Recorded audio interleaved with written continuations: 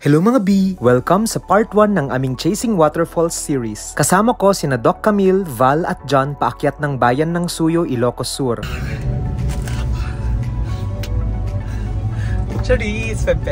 Maganda ang tanawin at presko ang hangin, pero paliko-liko yung daan kaya nakakahilo. Sa harap ng Suyo Public Market kami makikipag-meet up sa aming local tour guide na si Sir Ranzel. Sa daan pa lang ay manghang-mangha na kami sa ganda ng Suyo. May nabook na pala kaming transient house bago kami umakyat ng Suyo. At pinayagan naman kami ng may-ari na mag-iwan muna ng mga gamit pre-hike. Papunta na kasi kami sa drop-off point ng unang waterfall na papasyalan namin. Based sa facial expression niya, di ko na alam kung talagang natutuwa ba si John o natatakot na. Napakakitid kasi ng kalsada. Dahil sa takot na baka may makasalubong pa kaming ibang sasakyan, napagdesisyonan na ng buong grupo na iwan na yung 4x4 sa may areang ito. Better safe kasi than sorry.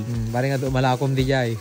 Sa part na to, okay pa naman yung terrain, kaya parang walk in the park lang. Saang man sulok ko ibaling ang aking paningin, tanging ganda lang ng inang kalikasan ng aking nasisilayan. After covering a few meters, naging mas matarik na yung kalsada. Buti na lang at may common sense ako not to do leg day before the climb. It's a good thing na medyo makulimlim pa ang langit at hindi pa ganun kainit ang panahon. Pwede pa kaming maglakad on a leisurely pace. Mas ginanahan kami to walk faster nung nakita naming may old hanging bridge kaming dadaanan. I wasn't sure how sturdy the bridge was, kaya pinauna ko muna si Val. Nung nakatawid na siya safely, sumunod na kaming lahat sa kanya. Naikwento ko na ba sa inyo na Vagina Falls ang tawag sa talon na pupuntahan namin? According to some locals, Imuki Falls daw ang tawag nila sa anyong tubig na to, or sa Tagalog, Falls na Korteng Pepe. Nung nakita namin yung signage, akala namin malapit na yung falls. Yun pala, aabutin pa kami ng higit kumulang 1 oras bago namin masilayan ang ganda ng Vagina Falls. Puro uphill na yung sumunod na hike. Mas naging challenging yung terrain nung kinailangan na naming mag-cross ng maliit na river. Yung quality ng lupa dito malambot. Yung akala mong matigas ang tutungtungan mo, bumibigay pala. May gagawin yata sila ditong kalsada. Kaya nagdesisyon na yung aming guide na maghanap ng bagong ruta para i-circumvent yung ongoing construction.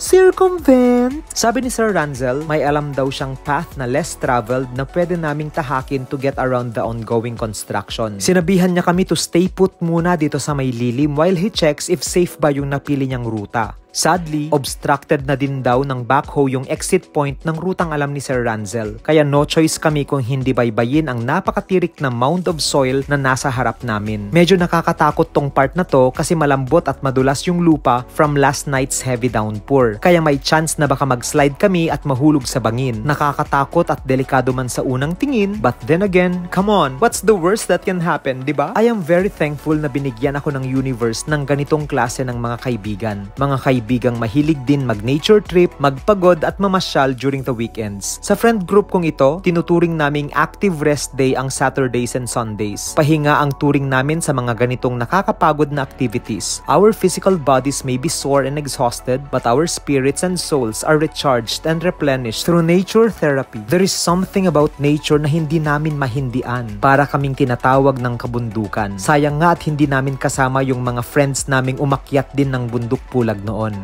Dear Riza, I wish you were here. Sana nandito ka kasama namin. Sure ako, magugustuhan din nila itong mga ganitong klaseng view. Riza, we miss you. I wish you were here. Makalipas ang almost 30 minutes na paglalakad, narinig na namin yung tunog ng waterfalls. From our standpoint, tanaw na namin ang mahiwagang Pepe. Wow, that's a big vagina. It's a wet vagina. It's overflowing vagina. It's a squirting vagina. Sa dami ng mga pasyenteng napaanak ko over the course of my career, ngayon lang ako nagandahan sa vagina. Korteng Pepe naman talaga yung talon. Where's the G-spot? B. Napatunayan na naming babae talaga si Inang Kalikasan. At isa ang Vagina Falls sa mga dahilan kung bakit worth exploring ang mga hidden gems ni Mother Nature. Part 1 pa lang to ha, subaybayan yung susunod. Yun lang.